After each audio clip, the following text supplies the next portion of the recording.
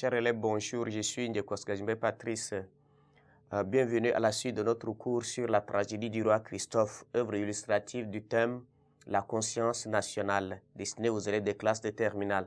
Nous poursuivons toujours la structure de l'œuvre. Nous sommes présents à l'acte 2 qui est titré « Le travail comme fondement de la liberté ». Vous savez, soucieux de libérer dignement son peuple, Christophe le met au travail, notamment dans l'agriculture et dans la construction de la citadelle. Il souhaite ainsi parvenir à l'autosuffisance alimentaire et à la prospérité. C'est pourquoi il va donc souligner.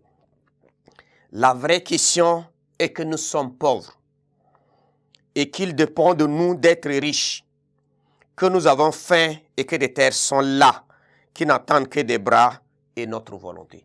Voilà, c'est comme ça le projet de développement d'un chef d'État, d'un roi, disons. Il dit la vraie question est que nous sommes pauvres et qu'il dépend de nous d'être riches, que nous avons faim et que des terres sont là, qui n'attendent que des bras et des volontés. Voilà, et cette explication, cette conception de Christophe nous renvoie aussi à l'état où nous nous trouvons là aujourd'hui. Nous avons des terres, mais que la paresse, comme l'indolence, nous empêche donc de pouvoir la développer. Et la citadelle symbolise la puissance d'Haïti. Citadelle qui veut construire symbolise la puissance d'Haïti. En effet, chaque pays possède un joyau architectural auquel il s'identifie. C'est ainsi que Christophe veut aussi posséder ce géant édifice-là pour montrer que le noir est aussi capable de grandes œuvres. Et Christophe discipline aussi son peuple en mettant fin à la prostitution et au libertinage. C'est ainsi qu'il va convoquer donc tous les paysans et paysannes, volages et célibataires et les maris. Car il va dire, l'État a besoin des soldats et l'agriculture des bras. Donc à chacun sa chacune et à chacune son chacun. Et c'est là pour satisfaire la conception de la morale publique. Vous savez qu'on a besoin de la responsabilité, c'est dans ce sens qu'il a dit. Dans notre, il va aussi condamner toute ingérence extérieure dans la conduite de son royaume. Pour lui, chaque peuple doit prendre son destin en main et construire son avenir. C'est pourquoi il va dire, malheur à vous si vous croyez que l'on vous tendra la main. Je dis, vous savez, beaucoup de pays africains pensent que leur bonheur viendra de l'extérieur. Mais Christophe nous a déjà rappelé à son peuple, malheur à vous si vous croyez que l'on vous tendra la main de l'extérieur. Voilà, c'est comme ça qu'il va déclarer à ses compatriotes. Il fait exécuter systématiquement tout ce qui rame à contre-courant de sa politique. Voilà, c'est ça. Et ce qui le préoccupe, c'est la liberté et l'égalité dans la dignité. Liberté, l'égalité dans la dignité. Voilà, c'est ce qui est très important. Lorsqu'on parle de la liberté, il faudrait que cette liberté-là soit une liberté qui est digne. Il dit, le peuple confond libertinage et liberté, voilà c'est ça.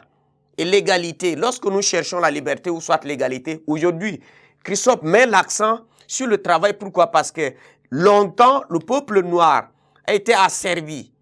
Il était sous l'exploitation. Et maintenant qu'il est libre de ses mouvements, il doit se mettre au travail pour pouvoir réitérer sa dignité et s'égaliser aussi aux autres. Donc il est question de sa dignité puisque le noir a perdu sa dignité. Parce que c'est les lettres que Aimé Césaire va dire. On va voir dans Cahier de retour au pays natal qui dit nègre, dit esclave, colonisé, exploité. Et donc voilà, le noir a perdu sa dignité. Mais par le travail, on peut déjà montrer aux yeux du monde entier, à ceux-là, nos prédateurs, que ce n'est pas ce que nous le sommes.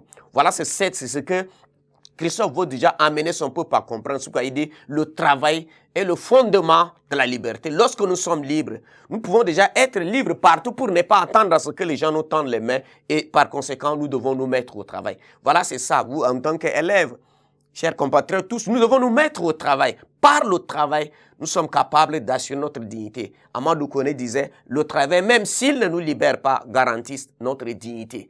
Et voilà, donc c'est par le travail que les États, les grands édifices de ces choses se font là. Et donc voilà, c'est ce que Christophe va amener son peuple donc à comprendre. Donc il parle là de la liberté et l'égalité dans la dignité.